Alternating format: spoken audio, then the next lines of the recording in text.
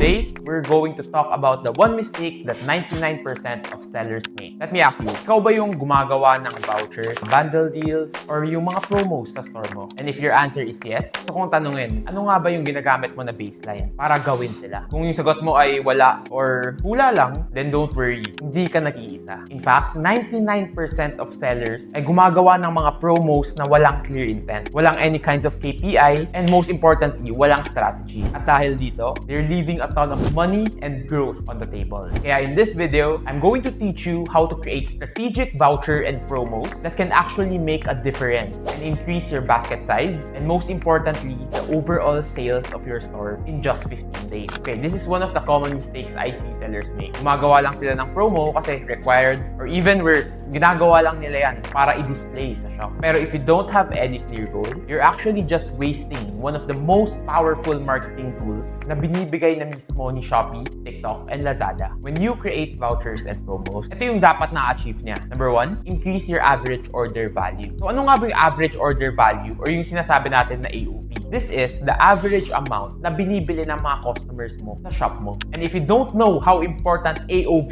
is pagdating sa sales, panoorin mo isa pang video ko wherein nilatag ko ang seller roadmap to 8 figures in sales. Pero long story short, when it comes to AOV, just as important as traffic and conversion rate. And ito yung isa sa pinaka nine-neglect ng mga sellers. So in this video, I'm going to teach you how to create them, how to give them the proper attention, and how to be strategic about it. Now, let me give you an example kung gaano ba talaga ka-importante ang AOV. Sabihin natin ang current AOV ng shop mo is 200 at ma-increase mo lang siya from 200 to 300. Alam mo ba kung ano yung mangyayari sa sales ng store mo? Exactly. Tataas siya ng 50% without you having to spend anything on ads, affiliate, or marketing. Ganun ka-powerful ang AOV. Number 2, ano pa ba yung isa pang tool ng mga vouchers? It's the best way to introduce new items to the market. Ito yung pinaka-perfect way para makilala ng mga audience mo, existing and new, ang mga new products mo. Number 3, your vouchers should encourage customers to buy more. Ang mga strategic promos, it should push customers to add more items to their cart. Number 4, and ito yung isa sa pinaka hindi nagagawa ng mga sellers. When it comes to strategic promos and vouchers, you want to get something back. So ano nga ba yung meaning? You want to get something tangible in the sense na tumataas yung followers mo, tumataas yung reviews mo, or tumataas yung average order basket. Ganun dapat yung mindset kapag gumagawa ka ng mga vouchers. And alam mo kung ano yung dinadala nito? It's a long-term ROI. Kasi mas gumaganda ang page at algo ng store mo. And when you're creating vouchers at hindi ka intentional sa pagta-target ng mga criteria na to, chances are mali ang ginagawa mo. At yung mga efforts sa ginagawa mo, and more importantly, your budget, nasasayang lang. Now, I'm sure gusto mo malaman kung paano nga ba dapat gumawa. So let's talk specifics. Sa video na ito, I'm going to introduce you to 4 strategic promos. And more importantly, how you should use and set them up. That way, mag-shift sila from display to actively contributing to your store. Number 1, pag-usapan muna natin ang mga free gift. This is one of the most simple pero powerful na tool. It's perfect when it comes to increasing yung customer satisfaction and push them to check out and check out more. Number 2, pag-uusapan din natin ang mga vouchers.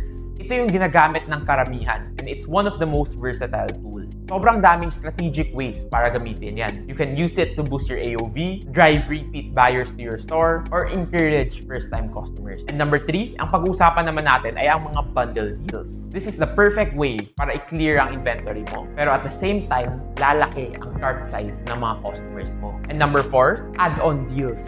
This is the best way to, number 1, increase impulse buying. Number 2, introduce new items to the market. And number 3, push customers to add just one more item bago sila mag-checkout. Ang key dito is hindi mo lang dapat ginagawa ang mga promo dahil required sila. Before mo gawin ang any promos, you have to have a clear purpose in mind. Whether it be to increase your order basket, introduce new products, or padamihin ang binibili ng mga customers mo. That's the idea. Now, let's dive deeper. Sa free gift, ano nga ba yung pwede natin gawin? Sobrang dami kong kilala na sellers. Lahat sila hindi gumagamit din. Pero maniwala ka sa akin, this is truly a game changer. Especially kung marami kang non-moving items or products na malapit nang mag-expire. Instead na hahayaan mo lang silang hindi gumalaw or mag-expire, why not turn them into a free gift that incentivizes your customers to buy more? And alam ko na ang iniisip mo, ano nga ba yung makukuha ko in return? Sobrang simple lang. And if nakikinig ka sa video na to, alam mo na, it will increase your AOV. And And here's how you do it. Sabihin natin, for example, your current AOV is 350. You can set a tier of free gift at 399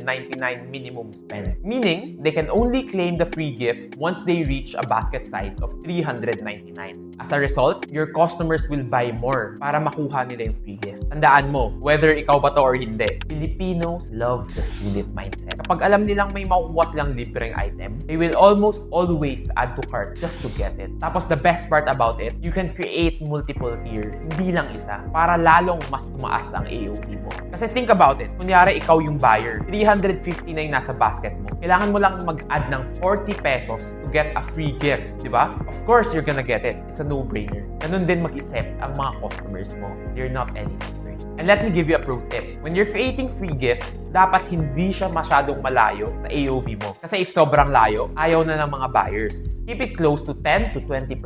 And ito pa, ito yung lagi kong nakikitang mali ng mga sellers. When it comes to creating promos, dapat never silang static. So what do you mean by static? It means na ginawa mo lang siya, hahayaan mo lang siya. When it comes to promos and vouchers, dapat palagi silang nagpapalit. For example, doon sa free gift, kung yung AOV mo na-reach na yung 399 dahil sa free gift na ginawa mo, you have to change it to 420 for example. Kasi if you're not changing it, it means hindi gumagana yung mga strategies mo or hindi mo na-check ang data mo. Otherwise, meaning nun na pag-iiwanan ka na or babalik tayo dun sa problem, hindi na siya strategic. Next, let's talk about it. Everyone's favorite, vouchers. One of the most common but wrongly used ng mga sellers. Ang dami kong nakikita, gagawa lang sila, sabi natin 5% off na voucher. Tapos kung tatanong mo bakit, ang isasagot nila, wala, para lang may discount. But let me ask you this. What are you getting in return of the 5% off? If the answer is nothing, sayang lang. So let me give you an example of a more strategic way. Number 1, i-convert mo siya to a follower voucher. Parehong 5% discount, pero you're getting something back, which is a follower. And trust me, followers is one of the most underrated pagdating sa mga e-commerce store. In fact, I've grown stores to hundreds of thousands of followers in just 2 years using this exact strategy. If hindi ka naniniwala, let me show you. Number 2, another way to use vouchers is increasing your AOV. Example, balik tayo dun sa 350 AOV natin na scenario. You want your buyers to reach 399. So why not set the voucher at min spend 399? Malamang, mas magdadagdag ang customer mo ng items para ma-reach yung 399 at makuha yung 5% na voucher. So same scenario ulit. Instead of giving 5% off for free, in-incentivize mo ang mga buyers mo to reach 399 para makuha yung 5% na voucher. And that's the idea. You're giving something, you have to get something back. And you have to be intentional about it. And here's a pro tip na hindi rin alam ng mga sellers. When checking out, customers can only use one voucher. So kung gagawa ka ng multiple vouchers, 2% off, 3% off, 20 pesos off, 10 pesos off, hindi yan makakatulong. Just make 1 or 2 na strategic. My goal, my intention, and my strategy. That's why I love tiered vouchers. Meron kang for small customers, meron kang for big customers, and meron kang for really, really big customers. Nagets mo ba yun? Sige, bigyan pa kita isang example. You can create 1,399 minimum spend at 3% off. Tapos dagdagan mo ng isang tier, 599 minimum spend, 5% off. Tapos lagyan mo ng 899 minimum spend, 8% off. That way, every time na mas bibili ng marami ang customer, may binibigay kang kapalit na more discounts. So remember, kapag gumagawa ka ng mga promos, you have to ask yourself, ano nga ba yung nakukuha ko in return? Now, let's move on to the third one, which is yung bundle deals. This is an effective way to make your customers buy more units. And this is the mistake I see so many sellers make. Ina-apply niya sa lahat ng products ng store niya. Pero when it comes to bundle deal, you only need to apply it sa iilang products lamang. You can pick and choose kung saan siya pinaka-effective at kung saan pinaka-mataas ang profit margin mo. Bundle deals work best for items with high profit margin. Bakit? Kasi if makabenta ka ng maraming unit sa isang checkout, sobrang laki ng kikitain mo. So bakit ka matatakot sa 5% or even 10% off? When it comes to bundle deals, you can start as low as 2 to 3%. Pero if kaya ng margins mo and malaki talaga siya, you can set it as high as 20. Pero wag niyo kakalimutan guys ha, gamitin niyo siya for high profit items. Wag sa mga low profit na already moving. Kasi sayang lang. So So the strategy here is super simple. Use bundle deals to move more units per transaction while also protecting your margins and earning more. And lastly, pag-usapan naman natin ang add-on deals. The reason why I told you na wag mong isasali lahat sa bundle deal ay dahil you can only add it to one. Bundle deal or add-on deal. So ganito ang gawin mo. High profit, bundle deals. New items, add-on deals. Ganun ang strategy. So you have to pick and choose wisely. Kasi yan ang magdidictate kung bebenta ka ba, kikita ka ba. That's the magic behind it. And this is the most effective way to set up bundle deals. Yung top selling item mo, that's what you set as the main product sa add-on deal. Tapos yung new item mo, that's what you add as the supplementary product. So ganito ang mangyayari. Every time na mag-check out ang mga customer mo dun sa best-selling item mo, may lalabas dyan na maliit na notification. Kung gusto mo ba mag-add ng sub-product for a discount. And the secret when it comes to add-on deals, dun sa mga sub-products na bagong item, lakihan mo ang discount. That way, mako-convince mo ang customer mo bumili. This is the mindset I want you to have. Pagdating sa add-on deals, the goal is not to make money. It's the best way to gain exposure for new items and test it out kung gusto ba ng mga customers mo talaga yon. Kasi the goal of add-on deal is visibility. And by setting big discounts, that's your way conversion. Kasi kung maliit lang ng discount mo, ba't pa sila bibili, di ba? And bigyan kita ng big picture. Lahat ng strategies na to, whether it be free gift, bundle deal, add-on deal, or yung mga vouchers, dapat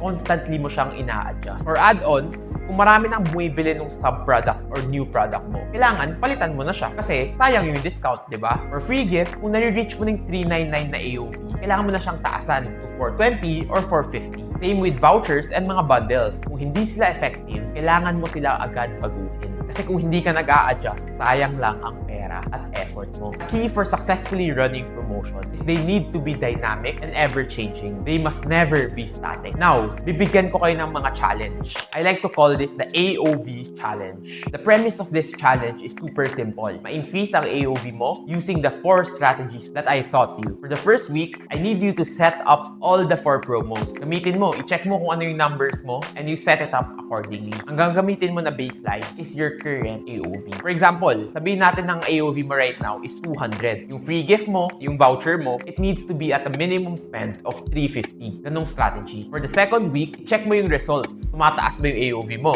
Effective ba yung strategy mo? Tumadami ba yung checkout sa bundle mo? Or nai-introduce ba ang new product mo using add-on? Tapos kung effective siya, you need to adjust ulit yung mga min spend threshold mo para it's always improving. For the week 3 naman, I want you to focus dun sa mga hindi effective. Sabihin natin yung free gift, hindi siya appealing enough. Maybe, you need to change yung item na free gift mo. Or when it comes to add-on, pwede mong baguhin yung new products. That way, you can test kung ano yung pinaka-effect. Tapos week 4, dito mo na i-optimize ang lahat based on the performance and the data. Just like how I taught you. Tapos at the end of the challenge, tanggalin mo yung mga promos na di gumagana and i-maintain and improve mo ang mga gumagana. And after 30 days, ang metric natin dyan ay dapat tumaas ang AOV mo. If it increased by 10 to 20%, that's good. Pero kung mapa-increase mo siya to 40 to 50%, that's excellent and you're doing a really good job. And don't forget, dapat tumataas yung followers mo, yung repeat buyers mo, nababawasan yung slow-moving inventory mo, and most importantly, tumataas ang sales mo. Anyways, I hope magawa mo yung challenge na yan. Kasi honestly, it's game changer. I want you to comment yes kung sasali ka sa challenge natin. That is your commitment. Tapos sa next video natin, pipili ako ng isang lucky winner na bibigyan ko ng free coaching to increase your AOV. Anyways, that's all for today's video. I hope marami kayong natutunan when it comes to AOV, increasing your AOV, pushing non-moving item, introducing new items, at sobrang dami pang iba. If nagustuhan mo yung ganitong format ng videos, be sure to like and subscribe. Check mo yung channel ko. I have so many videos like this. And as I always say, keep learning, keep growing, and I'll see you in the next video.